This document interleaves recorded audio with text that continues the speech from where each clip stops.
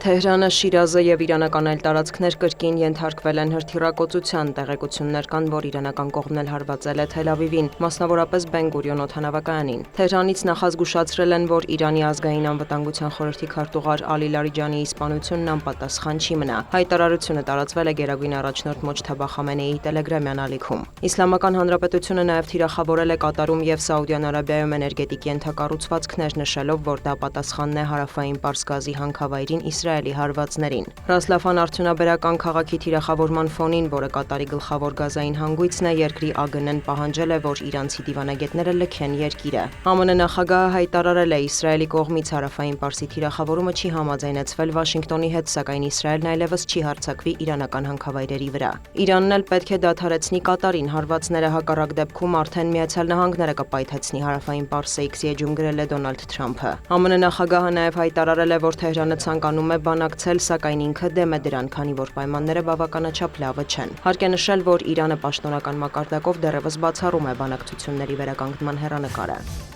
Ադրբեջանի արտգործնախարար Ջեյհուն Բայրամովը Էր-Ռիադում արաբական եւ իսլամական երկրների արտաքին գործերի նախարարների խորհրդակցական հանդիպման շրջանակում հույս է հայտնել, որ Իրանը հետաքննություն կանցկացնի մարտի 5-ին իրանական ԱԹՍ-ներով Նախիջևանի թիրախավորման հետ կապված։ Հիշեցնենք, որ Թեհրանը հերքել է տեղի ունեցածի հետ կապը մեղադրելով Իսրայելին։ Հուսով ենք նման բան չի կրկնվի, Մերձավոր Արևելքում ճգնաժամը պետք է անհապաղ կարգավորվի։ Էսկալացիայի հետևանքներն ավելի լայն տարածաշրջանային եւ գլոբալ ռիսկեր են ստեղծում, հավելել է Բայրամովը։ Նա Սաուդյան Արաբիայում նաև հանդիպել է Թուրքիայի արտաքին գործերի նախարարի հետ։ Ջեյհուն Բայրամովը եւ Հական Ֆիդանն ընդգծել են տարածաշրջանային կայունության, պետությունների ինքնիշխանության ու տարածքային ամբողջականության նկատմամբ հարգանքի կարևորությունը։